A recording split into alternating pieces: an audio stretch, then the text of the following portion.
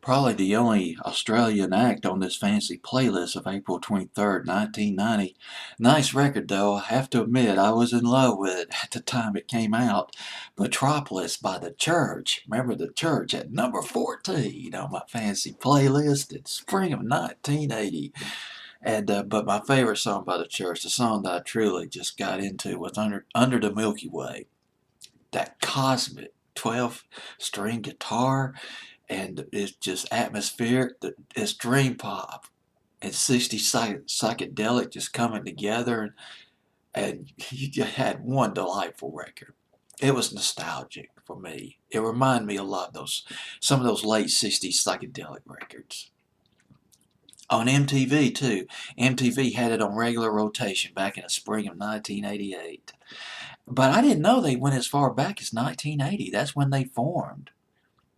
In Australia, they put out their first album in 1981, Skins and Heart. I believe was the name of the album. First radio single for The Church was Unguarded Moment. In 1981, it was went to number 19 in New Zealand, top 30 in Australia. Starfish was their big American breakthrough album, and Under the Milky Way went to number 24, 25. It was not wholeheartedly embraced by a lot of the CHR stations, contemporary hit radio stations over here in the States.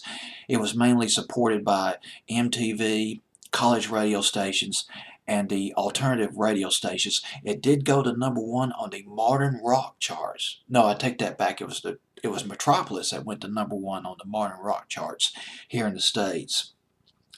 Oh, by the way, the bagpipes. Remember the bagpipes on Under the Milky Way in that bridge before the lead singer, I forgot his name, lead singer of The Church. What was his name? Steve Kilby, or Stephen Kelby.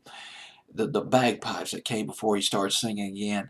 That the bagpipes was created by a digital synthesizer called the Synclavier. I just found that out a few minutes ago. Good Afternoon Fix was their sixth album. They were hoping to capitalize on the success of Starfish.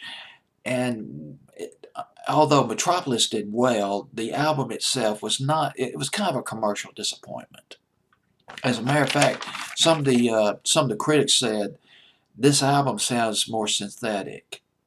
It doesn't sound as organic as their previous albums. It sounds cold, almost toothless, emotionless, devoid of emotion, or something to that effect.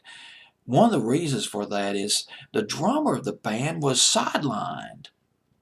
He was marginalized. His name, Richard Flug, drummer. He only played on 3 tracks. Played the Skins on 3 tracks on the album.